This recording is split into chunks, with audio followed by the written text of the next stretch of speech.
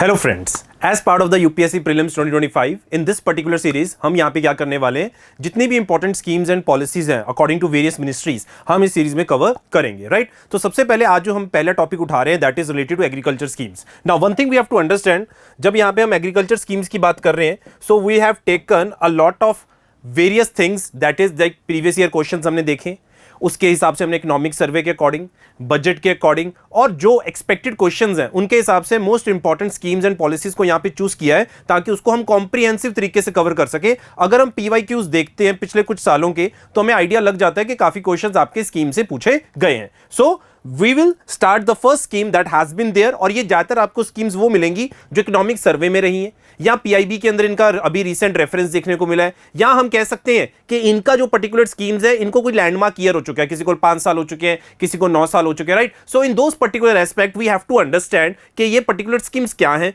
किस पर्पस के लिए आई थी और इन स्कीम्स को कौन अवेल कर सकता है। और यहां पे जो भी स्कीम्स होंगी, ऑब्वियस सी बात है, अगर हम एग्रीकल्चर सेक्टर की बात करते हैं, जो प्रॉब्लम्स हैं एग्रीकल्चर सेक्टर के अंदर उन्हीं को एड्रेस करने की बातचीत की गई होगी। जैसे कि before I start, let's say हमें पता है कि एक जो प्रॉब्लम रहती है जैसे कि पोस्ट हार्वेस्ट लॉस,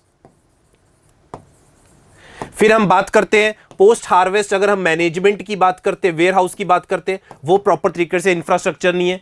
फिर अगर हम लोन्स की बात करते हैं, वो एक बहुत बड़ी प्रॉब्लम है। फिर हम बात करते हैं over use of fertilizers and pesticides, वो एक बहुत बड़ी प्रॉब्लम है। जो स्मॉल एंड मार्जिनल फार्मर्स हैं उनको सोशल सिक्योरिटी की प्रॉब्लम है, राइट। सो जितने भी कंसर्न्स है एग्रीकल्चर सेक्टर के अंदर, इन पर्टिकुलर स्कीम जो अभी हम डिस्कस करेंगे वो वही पर्टिकुलर स्कीम्स है जो उन पर्टिकुलर प्रॉब्लम्स की जड़ तक जा रही है और उनको एड्रेस करने की कोशिश कर रही है। Now moving to the first part, the first scheme that we're going to discuss is it is related to प्रधानमंत्री फसल बीमा योजना। अगर आपने पीवाईक्यू देखे होंगे यूपीएससी के अंदर प्रीलिम्स के अंदर, तो ये पहले भी क्वेश्चन पूछा जा चुका है। हमें पता है कि फार्मर अगर मान लीजिए कोई भी क्रॉप को ग्रो कर रहा है तो हो सकता है कि उसके आने वाले टाइम में मे बी फसल बहुत अच्छी हो सकता है कि फसल खराब भी हो सकती है, बहुत अनफोर्सीन सर्कमस्टांसेस हो सकते हैं, पेस्ट अटैक हो सकता है, कोई डिजीज हो सकता है या कोई नेचुरल डिजास्टर हो सकता है। उस चीज से किसान के नुकसान को बचाने के लिए एक पर्टिकुलर स्कीम लॉन्च की गई थी जिसका नाम क्या है, प्रधानमंत्री फसल बीमा योजना। जैसे कि आप देख सकते हैं, it was launched in the year 2016। Very very important part, ये पार्ट बड़ा इंपॉर्टेंट है। इसको कब लॉन्च किया गया था? 2016 में लॉन्च किया गया था और प्रधानमंत्री फसल बीमा योजना को 9 साल हो चुके हैं। This is very very important because it has completed its 9 years. That is why it also becomes very very important कि हम इसके बारे में डिटेल एनालिसिस करें। अब ये जो बेसिकली नुकसान होता है फार्मर्स का, इन केस मान लीजिए हो जाता है, तो यहां पे उनको इंश्योरेंस की फैसिलिटी प्रोवाइड कर रही है अगर हम प्रधानमंत्री फसल बीमा योजना की बातचीत कर रहे हैं। अब इसके अंदर फॉर वेरियस क्रॉप्स, लाइक अगर हम बात करते हैं खरीफ क्रॉप की बात करते हैं, रबी क्रॉप की बात करते हैं या हॉर्टिकल्चर क्रॉप्स की बात करते हैं, यहां पे फार्मर को बड़ा ही कम प्रीमियम पे करना है। 2% पे करना है, 1.5% पे करना है या 5% पे करना है। बाकी जितनी भी कॉस्ट है वो सारी गवर्नमेंट ही बॉर्न करती है। और आने वाले टाइम में अगर मान लीजिए कोई क्रॉप का नुकसान होता है तो सरकार आपको यहां पे इंश्योरेंस का प्रोवाइड पैसा करती है। अगर हम बात करते हैं प्रधानमंत्री फसल बीमा योजना की, तो दो चीजें हमें यहां पे पता चलती हैं कि किसान को प्रीमियम बड़ा कम पे करना है, रेस्ट जो कॉस्ट है वो कौन बॉर्न कर रहा है? गवर्नमेंट बॉर्न कर रही है। इसको टोटल कितने साल हो चुके हैं? 9 साल हो चुके हैं। कब लॉन्च करी गई थी? It was launch in the year 2016। और अगर हम इस स्कीम की बात करते हैं, इसने रिप्लेस किया दो ऑलरेडी एग्जिस्टिंग स्कीम्स को, which were national agriculture insurance scheme as well as the modified national agriculture insurance schemes. तो यह भी आपका एक प्रीलिम्स का फैक्ट बनकर आ सकता है कि इसने कौन सी स्कीम्स को रिप्लेस किया। Now moving to the next part, अब अगर हम बात करते हैं कि इसके ऑब्जेक्टिव्स क्या है, देखो एक चीज बड़ी इंपॉर्टेंट होती है जब यूपीएससी के अंदर प्रीलिम्स के अंदर क्वेश्चन आता है तो काफी बार हम देखते हैं कि इस तरह की चीजें भी देखने को मिलती हैं। जैसे कि प्रधानमंत्री फसल बीमा योजना के ऑब्जेक्टिव्स, पहला, to provide the financial assistance and support to the farmers suffering from crop damage और loss arising out of unforeseen events, to stabilise the income of the farmers and insure continuance in farming, to encourage the farmers to adopt modern and innovative agricultural practices, to ensure crop diversification, credit worthiness of the farmers, enhance growth and competitiveness of the sector and protect from production risk. तो ये basic कुछ 4 objectives हैं जो हमें पता होना चाहिए। अगर प्रीलिम्स में क्वेश्चन आता है तो हम इसको अटेम्प्ट कर सकते हैं। Now as you can see यहां पे ग्राफ है और इस तरह के भी आपको क्वेश्चंस आ सकते हैं। Over the period if we see from 2016 to 2017 आपको यहां पे एक तरह से स्ट्रेट लाइन दिखाई दे रही है। इसका मतलब क्या है? Over the period of time हर साल अगर हम देखें इस बजट के अंदर प्रधानमंत्री फसल बीमा योजना में जो एलोकेशन है वो इंक्रीज ही हुआ है। अगर हम पहले स्टार्टिंग में देखें 2016 में था 5501 करोड़ और वो बढ़ के अब कितना हो चुका है 69,515 crore. So when we talk about Fasal Bima योजना एक बड़ी इंपॉर्टेंट स्कीम रही है गवर्नमेंट की, जहां पे गवर्नमेंट ने क्रॉप इंश्योरेंस प्रोवाइड करने की कोशिश की है। And over the period of time if we see the track record of the government has increase the budgetary allocation as well. इसी के साथ अगर हम देखते हैं witnessing the success and the potential of the scheme, the union government approved the continuation of the Pradhan Mantri Fasal Bima Yojana and restructured weather-based crop insurance scheme till 2025. A weather-based crop insurance scheme भी एक अलग तरीके की scheme है। The restructured weather-based crop insurance scheme is a weather index-based scheme which was introduced along with Pradhan Mantri Fasal Bima Yojana. The basic difference between the Pradhan Mantri Fasal Bima Yojana and the restructured weather-based crop insurance scheme is in its methodology for the calculation of admissible claims to the farmers. Basically methodology में फर्क है, किस तरह से claim file किया जाता है, otherwise in दोनों में ज्यादा फर्क नहीं है अगर हम बात करते हैं। और पेपर में भी ये पूछा आ सकता है कि दोनों में कोई फर्क है या नहीं है, तो पता होना चाहिए दोनों में हल्का सा एक फर्क है अगर हम restructured weather based crop insurance scheme की बातचीत करते हैं। Okay, moving to the next part. अब इसके अंदर कुछ रीसेंट टाइम्स में टेक्नोलॉजिकल एडवांसमेंट्स भी देखने को मिली है, जैसे कि प्रधानमंत्री फसल बीमा योजना envisaged use of improved technology including satellite imagery, drones and unmanned aerial vehicles and remote sensing. This is for the various applications such as crop area estimation and yield disputes, and also promote the use of remote sensing and other related technology. Capturing crop yield data, crop cutting experiments via the CCE Agri app for direct upload to the National Crop Insurance Portal, allowing insurance companies to witness the conduct of CCEs and integrating state land records with the NCIP. Further, for timely transparent loss assessment as well as timely settlement of admissible claims, YesTech yield estimation system based on technology has been introduced from Kharif 2023 after discussions with the stakeholders and the technical consultation. Now this part is very very important. You might get a question कि ये जो YesTech है, ये particular जो technology है ये किस scheme के अंदर इंट्रोड्यूस की गई है, तो आपको पता होना चाहिए प्रधानमंत्री फसल बीमा योजना के अंदर ये जो yield estimation system based on technology है इसको इंट्रोड्यूस किया गया है from kharif 2023। I hope this point is clear to everybody. You need to know के जो प्रधानमंत्री फसल बीमा योजना है उसके अंदर रिसेंट टाइम्स में क्या टेक्नोलॉजिकल एडवांसमेंट्स देखने को मिली है। अब अगर हम बात करते हैं बेनिफिट्स ऑफ द स्कीम की, मैं ऑलरेडी आपको बता चुका हूं कि इसके अंदर आपको अफोर्डेबल प्रीमियम्स देखने को मिलते हैं, जैसे कि फार्मर को पे करना है 2% for the kharif food and oil seed crops, for rabi food and oil seed crops it is 1.5%, and for yearly commercial or horticulture crops it will be 5%. The remaining premium will be paid by the government. The scheme will cover natural disaster. ये एक important part है जो paper में पूछा जा सकता है कि ये जो स्कीम है क्या क्या चीजों को कवर करेगी। भाई ये ड्रॉट्स को कवर करेगी, फ्लड्स को कवर करेगी, पेस्ट को कवर करेगी, डिजीजेस को कवर करेगी, along with post harvest loss due to local risk like hailstorm and landslides. अगर यहां पे आपके हेलस्टॉर्म्स या लैंडस्लाइड्स भी आते हैं तो उस पर्टिकुलर पार्ट को भी ये कवर करेगी। प्रधानमंत्री Fasal Bima Yojana aims to process the claims within 2 months of the harvest to ensure that the farmers get the compensation quickly, preventing them from falling into the debt traps. भाई यहां पे उनको बोला गया है कि अगर कोई नुकसान हो जाता है, हो सकता है ना कि फार्मर कहीं कर्जे में चला जाए, किसी और से कर्जा ले ले, इनफॉर्मल सेक्टर से ले ले, तो भाई कर्जे के अंदर ना जाए, तो टाइमली मैनर पे यहां पे 2 महीने के अंदर यहां पे टाइमली यहां पे फाइल करने की बातचीत करी गई है और उनके क्लेम्स उनको देने की बातचीत की गई है। I hope this point is clear to everybody. ये एक इंपॉर्टेंट स्कीम थी प्रधानमंत्री फसल बीमा योजना, जिसके अंदर हमने देखा कितना प्रीमियम पे करना है, सब्सिडाइज बाकी गवर्नमेंट करेगी। 9 साल हो चुके हैं, 2016 में लॉन्च किया गया था, टेक्नोलॉजी का यूज किया जा रहा है और यहां पे ये टेक्नोलॉजी को स्पेसिफिक फोकस देना है कि वो प्रधानमंत्री फसल बीमा योजना के अंदर थी। और कौन कौन से डिजास्टर्स कवर होते हैं ये भी आप लोगों को पता होना चाहिए, ये एक प्रीलिम्स का अच्छा क्वेश्चन बनता है। So this was our first scheme. I hope you have been able to understand this. Now second scheme भी अपने आप में बड़ी इंटरेस्टिंग और इंपॉर्टेंट है। जो पहले तो स्टार्ट हुई थी एक पर्टिकुलर लैंड होल्डिंग्स को लेके कि जहां पे डायरेक्ट बेनिफिट ट्रांसफर किया जाएगा 6,000 रुपए का into the Aadhaar seeded accounts of the farmers जहां पे उनकी लैंड होल्डिंग 2 हेक्टेयर से कम है। बाद में जाके इसको मोर देन ज्यादा ये 2 हेक्टेयर वाली लिमिट को खत्म कर दिया गया था। Now most of the farmers ज्यादातर यहां पे अगर हम बात करें इस सेंट्रल सेक्टर स्कीम के अंदर एलिजिबल है। ये चीज बड़ी इंपॉर्टेंट है कि ये जो स्कीम है it is a central sector scheme, very very important. This Pradhan Mantri PM Kisan scheme is the central sector scheme that has been launched in order to make sure कि government of India यहां पे direct provide करेगी 6,000 रुपए bank के account के अंदर। अगर हम किसानों की बात करते हैं 3 इक्वल इंस्टॉलमेंट्स के अंदर, तो 2-2 हजार की इंस्टॉलमेंट यहां पे जाती है। And one important thing that we have to understand is कि ये पैसा क्यों प्रोवाइड किया जा रहा है। ये पैसा प्रोवाइड किया जा रहा है कि कई बार किसानों को कुछ फर्टिलाइजर्स खरीदने होते हैं, कई बार उनको सीड्स खरीदने होते हैं, तो उन चीजों में परेशानी ना आए इस वजह से इस स्कीम को यहां पे लाया गया और इस स्कीम को यहां पे इंप्लीमेंट किया गया और इस स्कीम के अंदर बहुत ज्यादा पैसा भी डिस्पर्स किया गया है अगर हम प्रधानमंत्री किसान सम्मान निधि प्रोग्राम की बातचीत करते हैं। Now a farmer-centric digital infrastructure has ensured the benefits of the scheme reach all the farmers across the country without the involvement of any middlemen.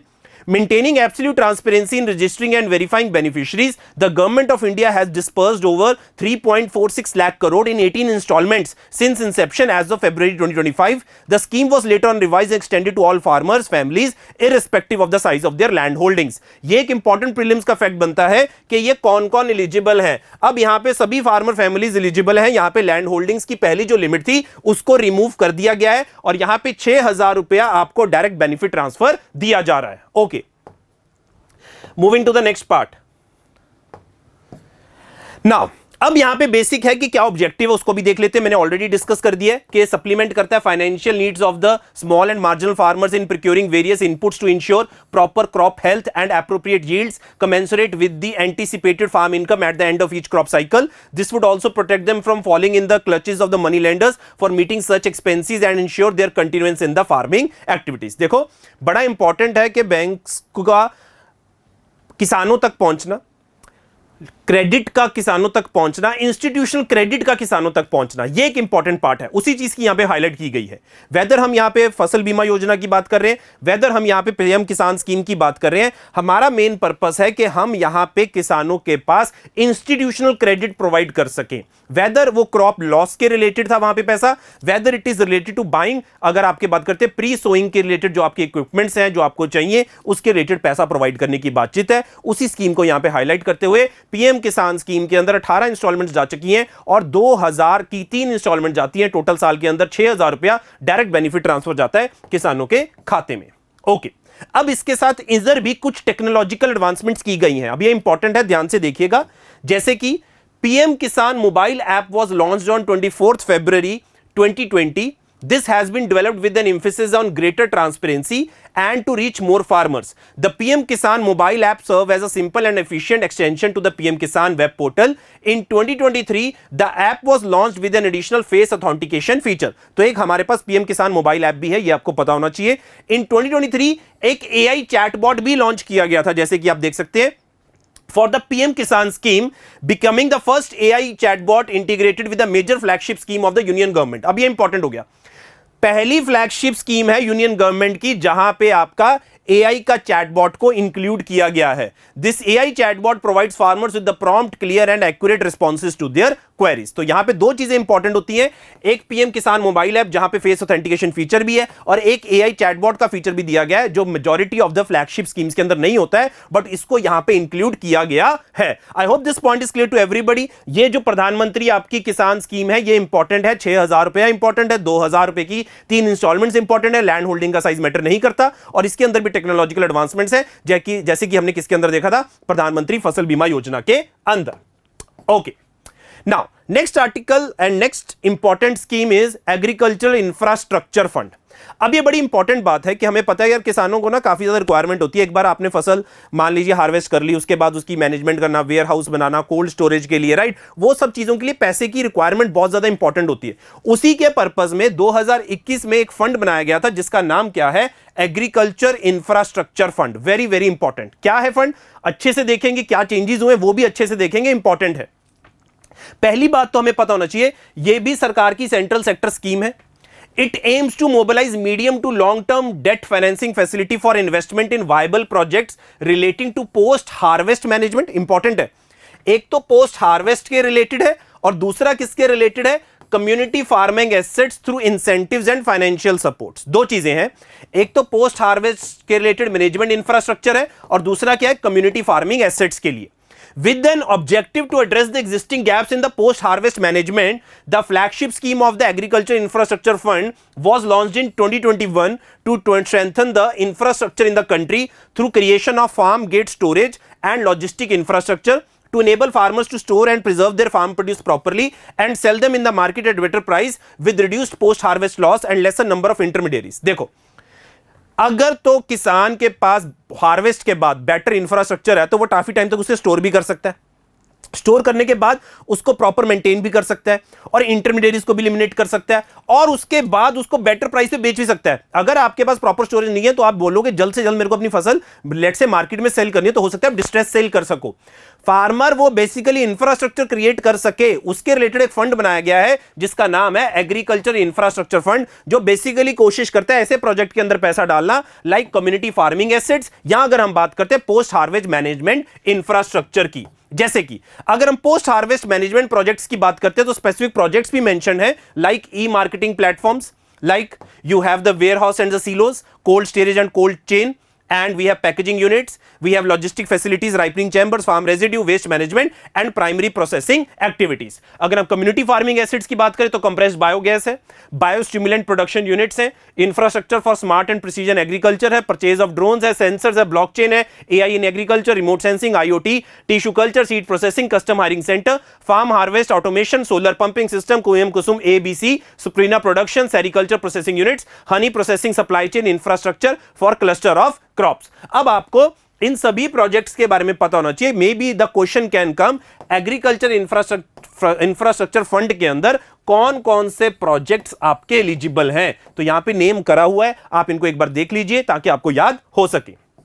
अब रिसेंटली क्या किया गया है, एग्रीकल्चर इंफ्रास्ट्रक्चर फंड की यहां पे स्ट्रेंथनिंग करी गई है। यहां पे बताया गया है और कौन सी जगह पे इन्वेस्ट किया जा सकता है, जैसे कि providing investment for viable farming asset, जैसे कि आप यहां पे देख सकते हैं convergence of component A of the PM Kusum आपने पता होगा सोलर पावर प्लांट्स के सोलर आपके पंप्स के रिलेटेड, और वहां पे बताया गया है कि 10,000 मेगावाट के हमें इंस्टॉल करने हैं, जो इसका कंपोनेंट ए यहां पे मेंशन है 10,000 मेगावाट के सोलर पावर प्लांट आपने यहां पे सोलर पंप्स आपने इंस्टॉल करने हैं, उस पॉइंट ऑफ व्यू से है। फिर including integrated primary secondary processing projects है, फिर expansion of credit guarantee of coverage of FPOs है। तो ये नए प्रोजेक्ट्स हैं जहां पे एक्सटेंड किया गया है। अगर हम बात करते हैं एग्रीकल्चर इंफ्रास्ट्रक्चर फंड को, ये इंपॉर्टेंट क्यों है अभी हमने देख लिया।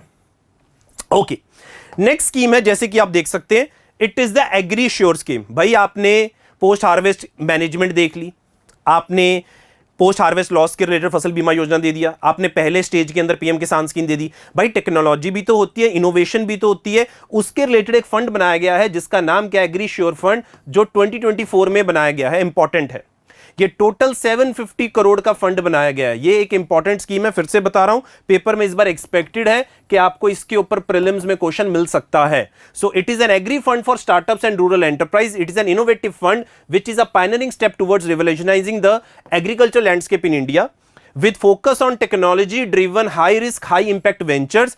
AgriSure is designed to fuel growth and foster innovation in the agriculture and the rural startup ecosystem. It's a blended capital fund of 750 crore with SEBI registered category 2. It's an alternative investment fund. Contributions will come from the government of India 250 crore. There will be coming from NABARD 250 crore and 250 crore is being mobilized from the banks, insurance companies and the private investor. इतने ज्यादा prelims के fact है यहाँ पे, आप देख सकते हैं कि यहाँ पे पहली बात कब लॉन्च किया गया, टोटल कितने करोड़ का फंड है, कंट्रीब्यूशन गवर्नमेंट ऑफ इंडिया से है, नाबार्ड से और प्राइवेट सेक्टर से है। उसी के साथ यहाँ पे आप देख सकते हैं कि आपका यहाँ पे technology driven high risk high growth high impact यहाँ पे वेंचर फंड बनाया गया है। I hope this point is clear to everybody. This was an important scheme. Okay, आपको पता है कि सेल्फ हेल्प ग्रुप यूपीएससी का एक फेवरेट टॉपिक रहता है और इसको रिलेटेड काफी सारे क्वेश्चंस प्रीलिम्स में पूछे जाते हैं।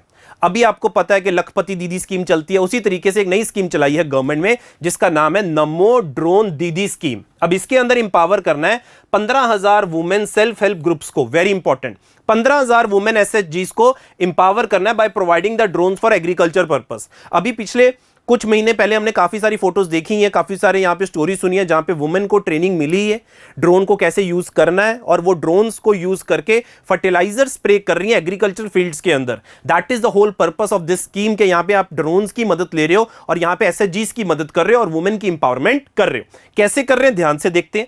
ये भी अपने आप में एक सेंट्रल सेक्टर स्कीम है जो कि इंपावर कर रही है women led self help groups को by equipping them with the drone technology to provide agricultural services. The aim is to provide drones to 15,000 selected women self-help groups from the period 2024 to 2025 for providing rental services to farmers for agriculture purpose. The initiative is expected to generate an additional income of at least 1 lakh per year for each SHG, contributing to economic empowerment and sustainable livelihood generation. भाई वो जो दीदीज हैं उनको drone use करना आता है ना तो किसान उनको पे करेंगे, बहुत सारे किसान लेट से बहुत सारे सेल्फ हेल्प ग्रुप्स को पे करेंगे ताकि वो फर्टिलाइजर को स्प्रे कर सके। Very very important and very innovative as well.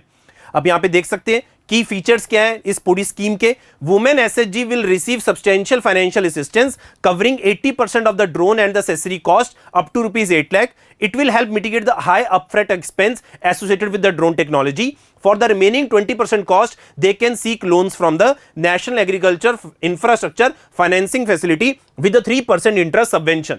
भाई 80% कॉस्ट तो सरकार उठा रही है, उसके बाद बोला कि जो बाकी 20% कॉस्ट है वो इस पर्टिकुलर फाइनेंसिंग फैसिलिटी से ले सकते हैं जहां पे 3% का इंटरेस्ट सबवेंशन देखने को मिलेगा। ये कोलैबोरेटिव एफर्ट है between the department of agriculture, department of fertilizer along with the lead fertilizer company and other supporting entities. The convergence of the resources from these departments ensures effective resource allocation, demand based deployment and sustained support for the self help groups in the rural areas. तो बड़ी ही important scheme है जो launch करी गई है self help groups के लिए ताकि उनकी भी अपनी एक एम्पावरमेंट हो सके। Very very important.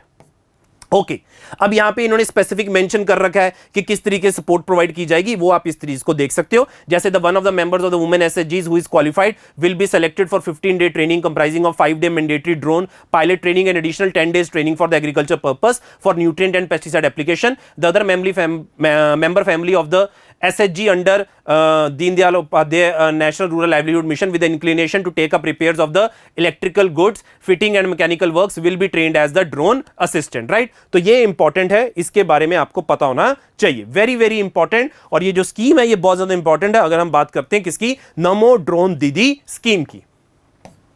ओके अब इसके अंदर बता रखा है किस तरीके से मॉनिटर किया जाएगा, वो सारी बेसिक इंफॉर्मेशन है जो कि आप प्रीलिम्स के लिए याद कर सकते हो। स्पेसिफिक पर्पस आपको पता होना चाहिए। एक तो इंपावरमेंट ऑफ वुमेन है, दूसरा इनहांसमेंट ऑफ एग्रीकल्चर एफिशिएंसी है, तीसरा skill development and knowledge expansion है, एंड फोर्थ क्या है, कम्युनिटी एंड नेटवर्किंग अपॉर्चुनिटीज। तो ये 4 मेजर चीजें जो हमें पता होनी चाहिए जो इसके बेनिफिट्स मिल सकते हैं अगर हम नमो ड्रोन दीदी स्कीम की बातचीत करते हैं। नेक्स्ट स्कीम बड़ी इंपॉर्टेंट है। दिस इज रिलेटेड टू किस तरीके से हम जो स्मॉल एंड मार्जिनल फार्मर्स हैं उनको सोशल सिक्योरिटी प्रोवाइड कर सकते हैं। वो सोशल सिक्योरिटी प्रोवाइड करने के लिए 2019 के अंदर एक स्कीम आई थी जिसका नाम क्या है, प्रधानमंत्री किसान मान धन योजना। Now this old age pension scheme is voluntary. पहली बात तो ये वॉलेंट्री है और कॉन्ट्रीब्यूटरी पेंशन स्कीम है। स्मॉल एंड मार्जिनल फार्मर्स जो 18 और 40 साल के बीच में है वो 55 रुपीज से लेके 200 पर मंथ कंट्रीब्यूट कर सकते हैं until they turn 60 based on the farmer's age at the time of entry into the scheme. The central government will also contribute an equal amount as contributed by the eligible subscriber to the pension fund. Once they reach the age of 60, enrolled farmers receive a monthly pension of ₹3,000. 3,000 रुपए की कम से कम उनको pension मिलेगी depending upon उन्होंने कितना contribution किया, कब उनकी एंट्री हुई है और कब कर सकते हैं वो आपको बता रखा है। 18 to 40 के बीच में 55 रुपए से लेकर 200 रुपए के बीच में वो अपनी कंट्रीब्यूशन कर सकते हैं। उतनी इक्वल अमाउंट आपकी सेंट्रल गवर्नमेंट भी करेगी। तो इस तरह से सोशल सिक्योरिटी स्कीम है जैसे कि आप देख सकते हैं। यहां पे हर सब्सक्राइबर को मिनिमम 3,000 रुपए की पेंशन है, मैं ऑलरेडी डिस्कस कर चुका हूं। पीएम किसान के अंदर जो पैसा मिल रहा है वहां से भी वो अपनी किस्त को कटा सकते हैं, जो भी उन्होंने वहां पे लोन वगैरह देना है मान लीजिए वहां से डिडक्शन हो सकती है। अगर वो पीएम किसान के अंदर एलिजिबल है तो यहां पे कन्वर्जेंस देखने को मिल सकता है। Monthly contributions are in the range from 55 to 200 based on the farmer's age at the time of entry into the scheme. Obviously बात है different time पे different यहाँ पे एंट्री हो सकती है जो आप कर सकते हो। अब यहां पे आप देख सकते हो कि सबसे ज्यादा अगर हम बात करें, यहां पे जो टॉप कर रही है बिहार के अंदर 3.4 लाख रजिस्ट्रेशन है, while Jharkhand rank second with over 12.5 lakh registrations. तो आप देख सकते हो बिहार, झारखंड, उत्तर प्रदेश, छत्तीसगढ़, उड़ीसा, जे&के, मध्य प्रदेश, तमिलनाडु, महाराष्ट्र, हरियाणा, ये आपकी टॉप 10 स्टेट्स हैं जो परफॉर्म कर रही हैं इस स्कीम के अंदर, that is a social security scheme. कौन कौन यहां पे अब इसके अंदर एलिजिबल है वो भी देख लो। All farmers with cultivable land holdings of up to 2 hectares and listed in state UT land records as of 1st August 2019 are eligible for the benefits under the scheme। भाई जिनकी लैंड होल्डिंग 2 से under ही है वो ही eligible है, बड़ा farmer यहां पे eligible नहीं है। वंस द एज ऑफ 60, ये हमने डिस्कस कर लिया। The life insurance corporation manages the pension fund and beneficiary registration is facilitated through the common service centre and the state government. Basic सा बात है, इसको मैनेज कौन कर रहा है? पूरे पेंशन फंड को LIC मैनेज कर रही है। और स्कीम के अंदर जो सबसे टॉप पे है वो कौन है? बिहार की स्टेट है। हां जी, यहां तक सबको क्लियर है? बड़ा इंपॉर्टेंट था ये टॉपिक, ये आपकी सबसे इंपॉर्टेंट स्कीम है जिसको हमने ऑलरेडी डिस्कस कर लिया है। ओके, अब ये एक तरह से बड़ी इंपॉर्टेंट एक तरह से प्रोग्राम है जहां पे मान लीजिए किसान है उसके पास अगर वेयर हाउस में उसकी प्रोड्यूस है तो उसके सामने उसे NWR रिसीट मिल सकती है, उस NWR रिसीट से वो लोन ले सकता है। उसी चीज को लेके एक स्कीम है, that is the credit guarantee scheme for the NWR based pledging financing. क्या है? Government of India launched the credit guarantee scheme for ENWR based pledge financing on 16 December 2024, providing a 1,000 crore corpus to the support post harvest financing for the farmers. Under this scheme, farmers can access credit by pledging their produce which is stored in warehousing development and regulatory authority accredited warehouses backed by electronic negotiable warehouse receipts aimed at reducing distress sale। भाई सीधा ये post harvest के related है कि भाई आपके पास वहां पे डिस्ट्रेस सेल ना हो। The initiative addresses a critical gap in agriculture finance while also encouraging warehouse registration and development closer to the farmland। तो बेसिकली उसी चीज को लेके ये बनाया गया है। यहां पे फोकस है इंक्लूसिविटी पे ऊपर, बेनिफिट कर रहा है small and marginal farmer, women, scheduled caste tribes and दिव्यांगजन farmers with a minimal guarantee fee, जो आपके पर्संस विद डिसेबिलिटीज है। It also extended advantages to small traders, farmer producer organisations and other cooperatives. The scheme insures higher guarantee coverage for smaller loans supporting equitable financial access. तो basically यहां पे आपके जो small and marginal farmers हैं कि distress sales ना करें,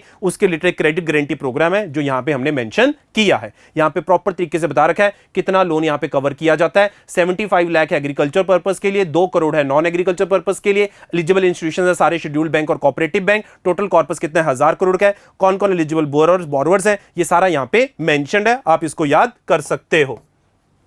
okay, ये मेरे ख्याल से काफी बार लोगों ने सुना होगा। अगर हम बात करते हैं मॉडिफाइड इंटरेस्ट सबवेंशन स्कीम की, जो concessional short term agriculture loan provide करता है फार्मर को क्रॉप और अलाइड एक्टिविटीज के लिए, providing a 7% interest rate on loans up to 3 lakh with an additional 3% subvention for timely repayment, reducing the effective rate to 4%। भाई 3 लाख का लोन है, 7% interest rate है, अगर टाइमली रीपे करते तो इंटरेस्ट सबवेंशन 3% का मिलता है और इफेक्टिव इंटरेस्ट रेट कितना रहता है? 4% का मिल जाता है। The modified interest subvention scheme also includes post harvest loans against NWR for small farmers with किसान क्रेडिट कार्ड। और यहां पे हम देख सकते हैं कि over the period of time कितना इंस्टीट्यूशनल क्रेडिट फ्लो इंक्रीज हुआ है, कितना क्रॉप लोन डिस्पर्सेंट देखने को मिला है और इंटरेस्ट सब्सिडी कितनी मिली है किसान क्रेडिट कार्ड के थ्रू। तो प्रॉपर ये एक एनालिसिस है, एक डेटा है अगर हम बात करते हैं मॉडिफाइड इंटरेस्ट सबवेंशन स्कीम की। हां जी, ये एक मैंने इकोनॉमिक सर्वे से उठाया, किसान ऋण पोर्टल है, कि जब आपकी मॉडिफाइड इंटरेस्ट सबवेंशन स्कीम है उसके अंदर इंटरमीडिएरीज को एलिमिनेट करने के लिए ताकि फार्मर्स को डायरेक्ट एक्सेस मिल सके उसके बेनिफिट का, उसके इंटरेस्ट सबवेंशन का, उसके लिए एक पोर्टल लॉन्च किया गया, दैट इज किसान ऋण portal, that was launched in September 2023, addresses the key challenges in the MISS credit card scheme. Previously banks had to submit claims for interest subvention and prompt repayment incentive manually to the RBI and NABARD, leading to significant delay. Kisan ऋण portal digitise this process. जो पहले process पूरा manual था उस process को पूरा आपने digital कर दिया है, ensuring farmers and lending institutions benefit from quicker seamless transactions, improving access to the credit for the agricultural needs. I hope this point is clear to everybody. हां जी, किसान ऋण पोर्टल इंपॉर्टेंट है, ऑलरेडी हम देख चुके हैं इसके अंदर, ठीक है। ये मॉडिफाइड इंटरेस्ट सबवेंशन स्कीम के अंदर जो किसान क्रेडिट कार्ड है उसके साथ आपका क्या है? लिंक्ड है। नेक्स्ट है, अगर आप देख सकते हो, प्रधानमंत्री धन धान्य कृषि योजना। अब ये बड़ा इंपॉर्टेंट है। आपने एस्पिरेशनल डिस्ट्रिक्ट प्रोग्राम देखा होगा कि वहां पे जो सबसे आपकी बैकवर्ड डिस्ट्रिक्ट्स हैं, जहां पे कोई ना कोई किसी चीज की कमी है, उसको रिमूव या सुधारने का काम किया जाता है। उसी तरीके से यहां पे क्या किया गया है, एस्पिरेशनल डिस्ट्रिक्ट प्रोग्राम के सक्सेस को देखते हुए गवर्नमेंट ने ये योजना स्टार्ट करी है। Through the convergence of the existing schemes the programme will cover 100 districts with low productivity. जहां जहां पे जो एरिया है, जहां पे जो प्रॉब्लम्स है एग्रीकल्चर सेक्टर के अंदर, उन 100 बेसिक यहां पे बैकवर्ड रीजन्स को उठाया गया एग्रीकल्चर सेक्टर के अंदर, और वहां पे उनकी इंप्रूवमेंट का काम किया जाएगा। The programme aims to enhance agriculture productivity, adopt crop diversification and sustainable agriculture practices, augment post harvest storage at the panchayat and the block level, improve irrigation facilities and facilitate availability of long term and short term credit. तो यहां पे आप देख सकते हो agriculture productivity को बढ़ाने की बात करी गई है, इरिगेशन को बढ़ाने की बात की गई है, क्रेडिट अवेलेबिलिटी की बात करी गई है, पोस्ट हार्वेस्ट स्टोरेज की बात करी गई है, फिर क्रॉप डाइवर्सिफिकेशन की बात करी गई है और सस्टेनेबल एग्रीकल्चर प्रैक्टिसेस की बातचीत की गई है। तो जहां जहां पे जो प्रॉब्लम हो सकती है, उन सभी चीजों को यहां पे एड्रेस करने की बात करी गई है प्रधानमंत्री धन धान्य कृषि योजना के अंदर। Very important.